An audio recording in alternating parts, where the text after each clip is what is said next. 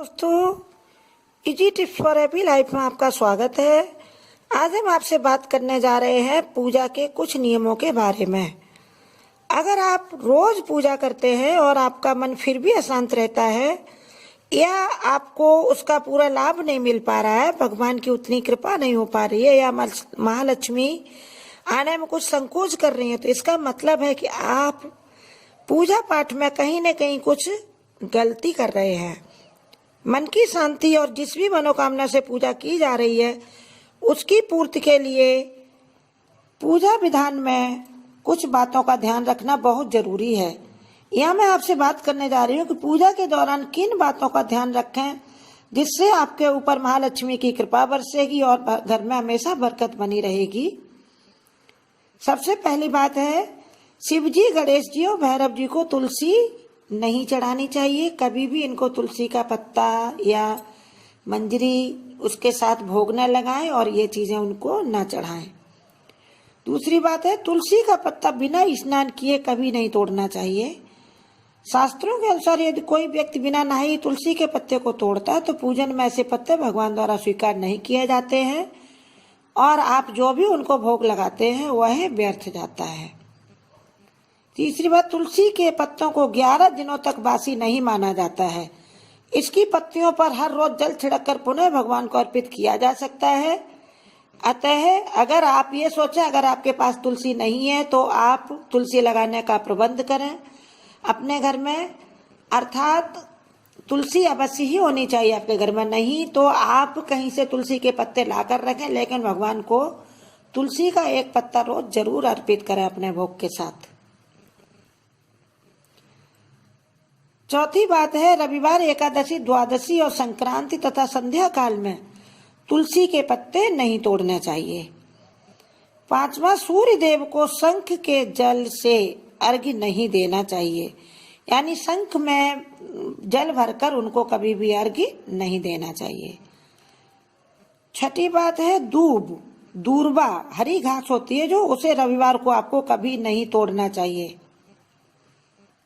इससे भगवान गणेश नाराज हो जाते हैं क्योंकि दूर्वा भगवान गणेश का मुख्य फल जो उनको चढ़ाते हैं घास उन्हें बहुत प्रिय है।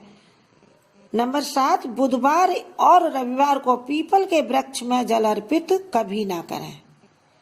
अगर आपको पीपल के जल पर जल चढ़ाना है तो इसके लिए सबसे जो उपयुक्त दिन होते हैं वो शनिवार और मंगलवार। 8वीं बात जो आपको ध्यान रखनी है, प्लास्टिक की बोतल में से किसी अपवित्र धातु के बर्तन में गंगा जल नहीं रखना चाहिए। प्लास्टिक या अपवित्र धातु में गंगा जल रखने से ये उसकी पवित्रता उतनी नहीं बनी रहती। आप कांच की बोतल यूज करें या फिर कोई धातु का बर्तन यूज करें, जिससे गंगा जल शुभ बना रहता है और उसके पूरे फायदे मिलते हैं, भगवान खुश रहते हैं। 9वीं बात आपको ध्यान रखनी है, केतकी का फूल शिवलिंग पर कभी नहीं चढ़ाना चाहिए। केतकी भगवान शिव को प्रिय नहीं है। 10वां, किसी भी पूजा में मनोकामना की सफलता के लिए दक्षिणा अवश्य चढ़ानी चाहिए।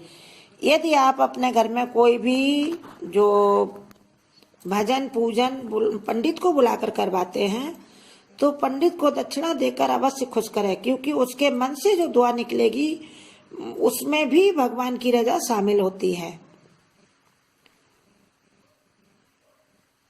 आपकी मनोकामना अवश्य पूरी होगी।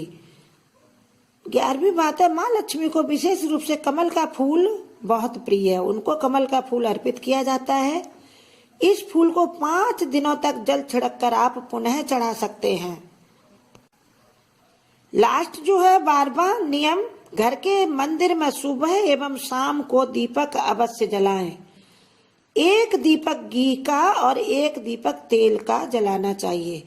घी का दीपक आप घर में आरती करने के बाद तुलसी जी के पास अवश्य ले जाएं, वहां उनकी आरती करें और उनके पास दीपक जलने दें। अगर आप हर दिन तेल का दीपक नहीं जला सकते तो शनिवार के दिन इसको अवश्य जलाएं। एक घी का और एक घी का दीपक और एक तेल का दीपक जो है उससे सभी तरह की एनर्जी जो है पॉजिटिव वो आपके घर में आती है। तेल का दीपक निगेटिव एनर्जी को भगाता है आपके घर से, नेगेटिव ऊर्जा को अवशोषित कर लेता है और वो सारी उसके साथ जल जाती है। तो ये सारी चीजें आप ध्यान में रखिए। माँ लक्ष्मी की कृपा आप पर जरूर बरसेगी। आप सबका धन्यवाद। आप हमारे वीडियो को लाइक करें और हमारे चैनल को सब्सक्राइब करें। दोस्तों,